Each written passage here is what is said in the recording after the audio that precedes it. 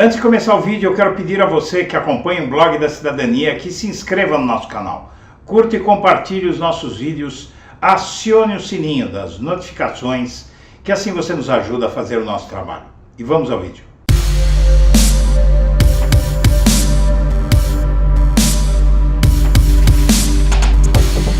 Bom dia, senhoras e senhores. Hoje é 8 de dezembro de 2022, são 8 horas da manhã.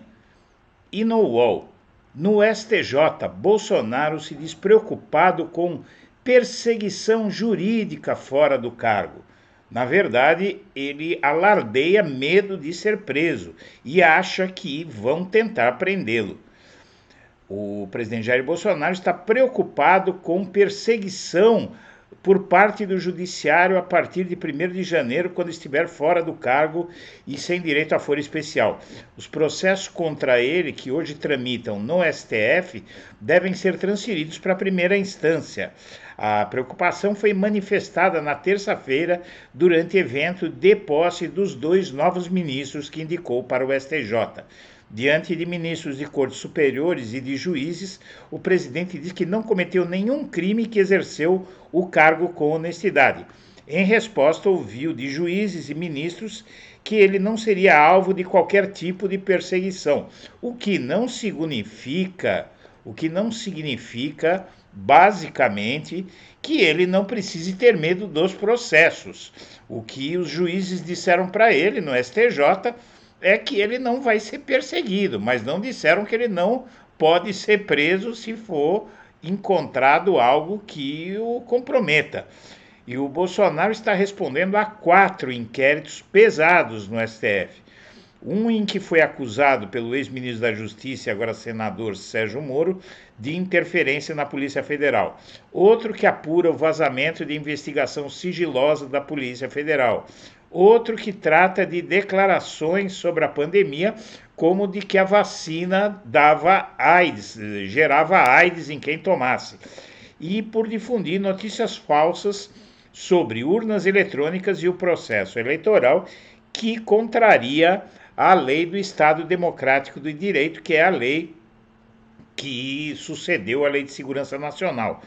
O Augusto Aras, procurador-geral da República, não apresentou denúncia contra o Bolsonaro em nenhum dos casos. Portanto, ele não é réu. Na avaliação de aliados do presidente, as investigações não têm elementos suficientes para justificar que continue na avaliação dos aliados.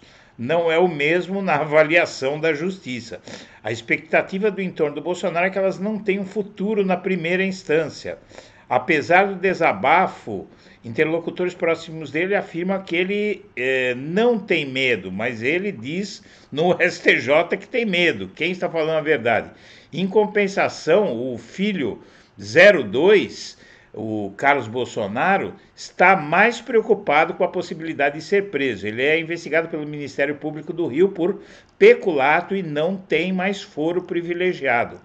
O fato é um só. A possibilidade de Bolsonaro não ser preso no ano que vem existe.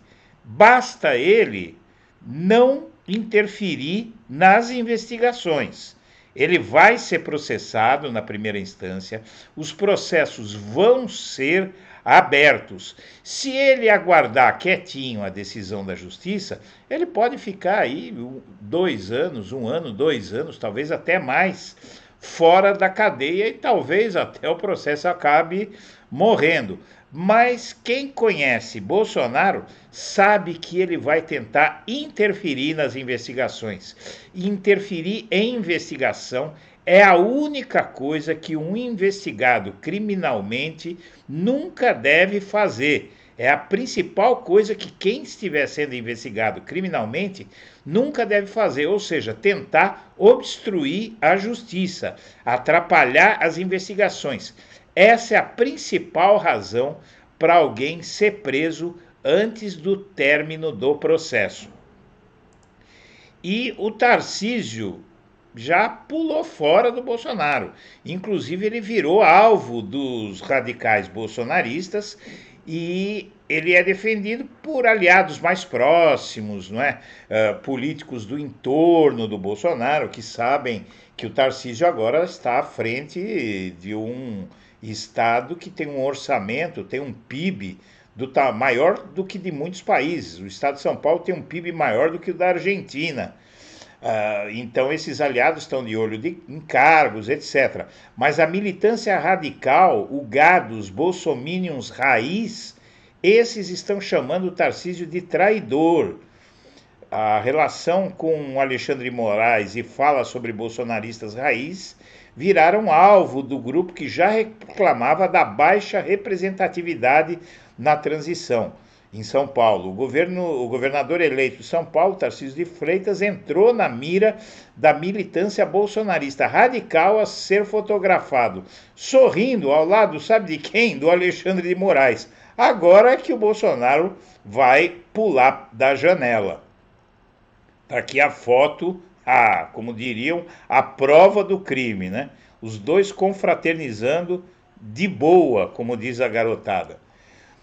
E o argumento de Tarcísio para não ir à posse de Lula, porque ele está tentando se aproximar de Lula, tentando mesmo, na cara dura, está tentando se aproximar de Lula, mas para evitar problemas e também porque ele vai ter a posse como governador de São Paulo no mesmo dia da posse de Lula, isso serve perfeitamente para ele não precisar se indispor com Lula não indo à posse. E o diretor do metaverso de Renan Bolsonaro foi preso por porte ilegal de arma. O filho 04, Renan Bolsonaro, tem anunciado em redes sociais ser embaixador do primeiro metaverso no Brasil. Esse aí deve ser, talvez, vai se revelar ainda o pior dos quatro, viu? O diretor de operações do metaverso, cujo embaixador é nada mais, nada menos que o influenciador digital Jair Renan Bolsonaro, filho 04 de Bolsonaro, já foi preso por porte ilegal de arma. Há um mês, Renan tem anunciado em suas redes ter se tornado o embaixador do primeiro metaverso do Brasil. É um horror essa prole do Bolsonaro. E o orçamento secreto, o adiamento no STF, mantém tensão no Congresso e com a transição. Políticos não querem que o STF barre o orçamento secreto. Há um bode de 19,4 bilhões na sala da democracia brasileira. Esse é o valor previsto para os repasses no ano que vem das emendas parlamentares que ficaram conhecidas como orçamento secreto. Mas ninguém sabe ainda se esse dispositivo, que ganhou protagonismo ao longo do governo Bolsonaro, vai continuar funcionando na gestão Lula, porque o STF, a tendência é proibir. Só que os bolsonaristas estão ameaçando não aprovar a PEC da transição se o STF proibir o orçamento secreto. Estão tentando chantagear o Lula para ele pressionar o STF a não proibir o orçamento secreto e provavelmente não vai funcionar. Em vitória de Lula, PEC aprovada no Senado. Veja como ficou o texto. O texto ficou que são 145 bilhões mais 23 bilhões de economia, de superávit fiscal, né, elevando para cerca de 170 bilhões, quase 170 bilhões, é bem próximo do que o Lula queria e foi uma grande vitória no Congresso Nacional. O destino da proposta de emenda à Constituição da transição está agora nas mãos da Câmara. Ontem o Senado deu aval com folga. O Lula teve uma vitória acachapante no Senado, mostrando que esse Senado vai ser desfigurado agora no próximo mandato, não é? Vai mudar, mas foi surpreendente o tamanho da vitória do Lula no Senado, porque foram 64 votos a 13 apenas. Então, acredita-se que essa força pode ainda se manter no novo Senado que vem aí. E cotado para a Fazenda, Haddad quer o planejamento separado e não só o Ministério do Planejamento. Quer também o Ministério da Indústria e Comércio. O Ministério da Economia do posto Ipiranga do Bolsonaro vai ser dividido em 3: Indústria e Comércio, Planejamento e Fazenda, inclusive como sempre foi, não é? A tentativa do Bolsonaro de unificar as 3 pastas num único ministério foi um prejuízo para o Brasil, não é? Porque é muita coisa para uma pasta e uma pessoa só cuidar. Então o PT tem dito que não terá nenhum posto Ipiranga. Ele vai ter diversas vozes opinando sobre a economia, sob a batuta de um ministro da Fazenda, que provavelmente vai ser o Haddad. E o novo plano bolsonarista para derrubar o Alexandre de Moraes no STF, com a candidatura de Rogério Marinho a presidente do Senado, os bolsonaristas querem o impeachment do Alexandre de Moraes. Essa história já está rolando há bastante tempo. O fato é o seguinte: a tentativa de promover o impeachment de um ministro do STF iria marcar para sempre no tribunal, para sempre, entendam bem, todos os parlamentares que votassem a favor disso. Eles estariam na mira do STF. Por quê? Porque nenhum ministro do STF, minha amiga, meu amigo, quer ver qualquer membro da corte retirado na marra da instituição, do STF. Porque eles sabem que hoje é o Alexandre de Moraes, amanhã é qualquer outro ministro.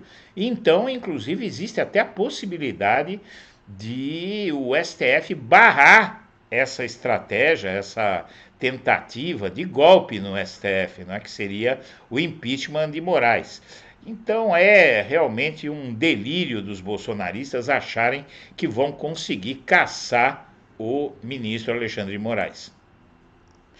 E Lula decide antecipar o anúncio oficial de Múcio para a defesa por uma razão. Eu poupo você da leitura da matéria. O Lula quer nomear logo esse José Múcio para ministro da Defesa para ter interlocução com os militares, porque hoje o Lula não tem uma interlocução, não tem uma ponte com eles, não tem quem fale com eles em nome do novo governo. Então, nomeando esse ministro, passa a ter um interlocutor com as Forças Armadas. E enquanto Bolsonaro e Lula se distanciam, Mourão equilibra o jogo com Alckmin nas redes. E, na verdade, prestes a encerrar seu mandato, o Mourão vai tratando de apaziguar a situação. E todos eles que querem um entendimento com Lula e que são de grupos políticos divergentes, procuram primeiro o Alckmin para tentar chegar ao Lula. E enquanto o Bolsonaro opta pelo silêncio e vê Lula ter 36% a mais nas citações no Twitter desde novembro. O Lula foi citado em 4,9 milhões de postagens e Bolsonaro em 3,6 milhões. Mourão e Alckmin estão praticamente empatados. O militar tem 320 mil menções a seu nome e Alckmin tem cerca de 5% a mais, com 338 mil. Senhoras e senhores, nós agradecemos a atenção e estaremos de volta ao meio-dia. Um abraço para todo mundo.